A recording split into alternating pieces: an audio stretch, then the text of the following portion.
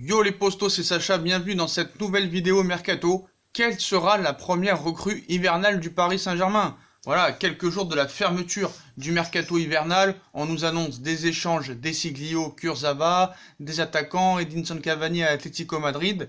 Plusieurs joueurs sont annoncés du côté du Paris Saint-Germain, mais selon nous, selon vous, dites-moi en commentaire quelle sera pour vous la première recrue du PSG, de Leonardo. Voilà, dites-moi en commentaire, ça m'intéresse. Donc voilà, une dernière ligne droite du mercato hivernal pour le Paris Saint-Germain. On s'active sur tous les fronts.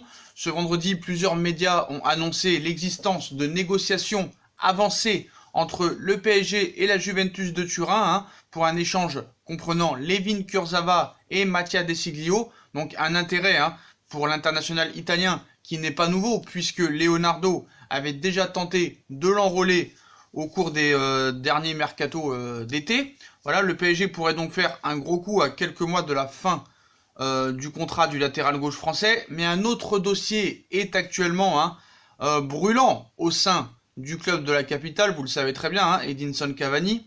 Donc voilà, donc Desiglio, Paqueta, Christophe Piatek. Quelle sera la première recrue du Paris Saint-Germain? Donc à une semaine de la fermeture du marché des transferts hivernales, le PSG n'est toujours pas fixé pour l'avenir d'Edinson Cavani. Le Matador souhaite rejoindre l'Atlético Madrid, tandis que Leonardo se montre intransigeant dans les négociations avec les Colchoneros. Mais cela ne l'empêche pas d'activer quelques pistes pour remplacer l'Uruguayen. Ainsi, Christophe Piatek, excusez-moi, ainsi que Kevin Gamero ou encore Luka Jovic seraient notamment dans le viseur de l'Italo-Brésilien. Tandis que voilà, Islam Slimani n'entre pas dans les plans du PSG concrètement, à ce qui avait été annoncé par plusieurs médias. Donc voilà, en parallèle, Emre Can est toujours disponible et devrait quitter la Juventus de Turin, tandis que Lucas Paqueta semble également sur le départ et verrait d'un bon œil son arrivée du côté du Paris Saint-Germain.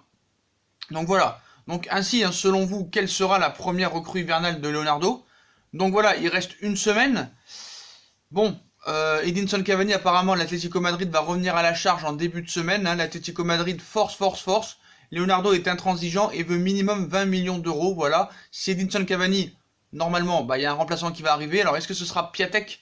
Est-ce que ce sera Kevin Gamero? Est-ce que ce sera Luka Jovic? En tout cas, il y en aura un des trois, à moins qu'il compte peut-être sur Lucas Paqueta qui veut absolument. Donc, voilà. Donc, l'échange... Pour l'instant, Layvin Kurzawa Desiglio est en suspens, même si ça devrait pouvoir se faire. Sarri a confirmé en conférence de presse que ça devrait se faire, même s'il a dit qu'il connaissait pas du tout Layvin Kurzawa. Tuchel a dit aussi qu'il y avait des discussions, que Layvin Kurzawa ne serait pas disponible pour le match face à Lille ce week-end, ainsi aussi que Edinson Cavani. Donc voilà, quand même, on est proche de l'échange quand même Kurzawa Mattia Desiglio. Ce qu'il faut savoir, c'est que les Italiens, c'est des pinces dans les négociations. Ils vérifient tout, ils règlent tout, ils détaillent tout. Voilà, c'est un petit peu des négociations d'épiciers. L'héritage, c'est très compliqué. Quand on voit avec le Milan aussi, avec Paqueta, c'est très compliqué. Donc voilà. Donc si Cavani part, ce sera 20 millions d'euros pour le PSG. Son remplaçant devrait être soit Piatek, soit Kevin Gamero, soit Jovic, ou soit Lucas Paqueta. Donc Lucas Paqueta, peut-être que voilà, les négociations avancent. Peut-être que Paris va avoir gain de cause et pourrait obtenir un prêt de 6 mois avec option d'achat. Ce serait quand même pas mal. Emre Can, pour moi, Emre Can, il faut vraiment foncer dessus. Voilà. Parce que ce qui est bien, c'est que l'échange Desiglio, Kurzawa, ça fait 0 €. Si tu arrives à avoir Paqueta en prêt, pour l'instant c'est 0 €. Puis les 20 millions que tu voulais mettre sur Paqueta, plus les 20 millions que tu pourrais avoir pour Edinson Cavani, il faut les mettre sur Emre Can. Parce qu'avec Desiglio, certes, c'est peut-être pas top, mais c'est pas pire que Kurzawa. Il peut jouer à gauche et à droite. Et Emre Can peut jouer au milieu de terrain, peut jouer en 6, ainsi que latéral et défense centrale. Avec Marquinhos qui est blessé, c'est magnifique. Et là, ton recrutement est réussi. Voilà. Avec Paqueta, Emre Can et le remplaçant de Edinson Cavani, vraiment, mercato top. Voilà. Donc voilà, les potos, il reste une semaine, donc à voir ce qui va se passer. Mais en tout cas, tous ces joueurs-là devraient être associés au Paris Saint-Germain. Après, info de la soirée. Donc comme on vous l'a dit il y a quelques jours, voire quelques semaines, Paris va attaquer Oussem Aouar cet été. Et ça se confirme bien. Le PSG a déjà tenté le rapprochement avec Oussem Aouar. Les deux joueurs les plus attractifs de l'Olympique Lyonnais, Moussa Dembélé, et sous contrat jusqu'en 2023. Et Oussem Aouar, 21 ans. 2023. Apparemment, hein, l'objectif numéro 1 des Qataris et de Nasser Al-Khelaifi font l'objet de divers convoitises. Hein. Le départ semble inéluctable pour le milieu de terrain polyvalent de 21 ans qui a tapé dans l'œil de Nasser Al-Khelaifi, voilà, aussi de Pep Guardiola apparemment. On parle d'ores et déjà de 50 à 60 millions d'euros au minimum à débourser. Hein. Jean-Michel Aulas saura être gourmand pour son jeune talent. Cela ne semble pas effrayer le Paris Saint-Germain. Donc d'après les informations aujourd'hui, hein, ce jeudi se tenait un événement Predator à l'Adidas Store des Champs-Élysées où on trouvait les Parisiens Keylor Navas, Prenel Kipembe, Gana Gueye et des joueurs lyonnais, des joueuses lyonnaises, voilà. Et aussi Oussem Aouar, en marge du show de l'équipementier. Le joueur de l'OL a dîné, selon les informations de certains médias, hein, au Four Seasons Georges V avec Zoumana Camara. Une table de 6 personnes avec l'entourage d'Oussem Aouar était là. Donc l'occasion de parler discrètement du projet sportif potentiellement à Paris. Le PSG tente visiblement un rapprochement avec Oussem Aouar dans la perspective du prochain mercato estival. Donc voilà, côté parisien, hein, donc Oussem Aouar pour cet été. Cet hiver, ça va bouger cette semaine. Hein, Emre Can, Paqueta, Piatek, Edinson Cavani, Luka Jovic et ainsi de suite. Aussi pour cet été, encore une fois, Paris est bien passé à l'action pour Sandro Tonali. Hein. Donc Leonardo voudrait s'attacher les services de Sandro Tonali. Dans cette optique, le directeur du sportif du Paris Saint-Germain a encore envoyé des émissaires à Brescia pour l'observer. D'ailleurs, j'ai regardé le match contre Milan et il a fait vraiment un très gros match. Voilà. Donc ils ont observé encore Sandro Tonali. Et le directeur sportif du PSG aurait envoyé encore des recruteurs au stade Mario Rigamonti de Brescia. Ce vendredi, l'occasion d'assister à la rencontre contre Milan AC. Défaite 1-0. Mais surtout de pouvoir observer Sandro Tonali de plus près, voilà, vraiment de plus près. Donc reste à savoir si les émissaires du Paris Saint-Germain ont apprécié la prestation du jeune milieu de terrain, mais moi vraiment je l'ai trouvé bon. Il est utile dans les passes vers l'avant, dans la récupération de balles, il défend debout. Moi je trouve ça vraiment très bien. Voilà, même si le Milan a gagné, mais voilà, Brescia c'est une équipe très faible. Voilà, le mec il peut pas tout faire tout seul, mais vraiment moi je trouve vraiment très intéressant. Donc Sandro Tonali est toujours une piste pour le Paris Saint-Germain. Maintenant à l'étranger, le FC Barcelone, le grand FC Barcelone est prêt à dégainer une offre à 80 millions d'euros pour Wissam Ben Yedder. Hein. Ce qui est marrant, c'est que 50 millions pour Rodrigo, c'est cher, mais 80 millions pour Ben Yedder, c'est pas cher. Voilà, donc désireux de se renforcer en attaque suite à l'absence de Luis Suarez, le Barça aurait jeté son dévolu sur l'attaquant monégasque.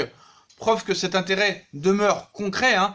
Les Blaugrana ont transmis une offre apparemment au club de la Principauté de 80 millions d'euros. Voilà. Donc le FC Barcelone doit se passer des services de Luis Suarez pendant plusieurs semaines. L'attaquant uruguayen blessé au genou droit ne reviendra pas sur les pelouses avant le mois de mai prochain. Une situation compliquée qui pousse le Barça à dénicher la perle rare en attaque. On sait très bien qu'à l'hiver c'est compliqué, surtout à la fin du mercato. Si la solution Antoine Griezmann en avant-centre reste une alternative crédible aux yeux de Quique Sétienne, celle-ci ne peut constituer la seule cartouche pour le technicien du Barça. On l'a vu aujourd'hui jusqu'en mai, ça risque d'être compliqué de voir Griezmann numéro 9. Donc c'est donc dans cette optique que les hautes sphères du FC Barcelone prospectent pour attirer un numéro 9 disponible de faire oublier Luis Suarez jusqu'au printemps prochain. Donc le FC Barcelone s'est rapproché ces dernières heures de l'AS Monaco pour un certain Wissam Ben Yedder en feu lors de cette première partie de saison. L'international français qui réalise un début de saison sur le rocher canon, voilà, qui a inscrit déjà 14 réalisations en Ligue 1 en 18 matchs disputés. Le Barça a proposé 80 millions d'euros pour Wissam Ben Yedder. Le secrétaire technique des Blaugrana s'est entretenu avec l'agent de l'international tricolore, mais aussi avec les dirigeants monégasques sur la faisabilité d'un transfert en janvier. Mieux, le Barça a formulé une offre vertigineuse de 80 millions d'euros pour arracher le natif de Sarcelles à l'ASM. Donc proposition est conduite par l'état-major monégasque qui refuse de se séparer de son meilleur joueur cette saison pour l'instant. La direction monégasque juge son buteur intransférable cet hiver. Un départ de l'ancien Toulousain en janvier constituerait un coup dur, certes pour l'AS Monaco, qui pourrait en parallèle se séparer aussi d'Islam Slimani. Donc si une source proche de l'AS Monaco confirme l'existence d'une offre du FC Barcelone, le champion d'Espagne dément toute démarche officielle de son côté.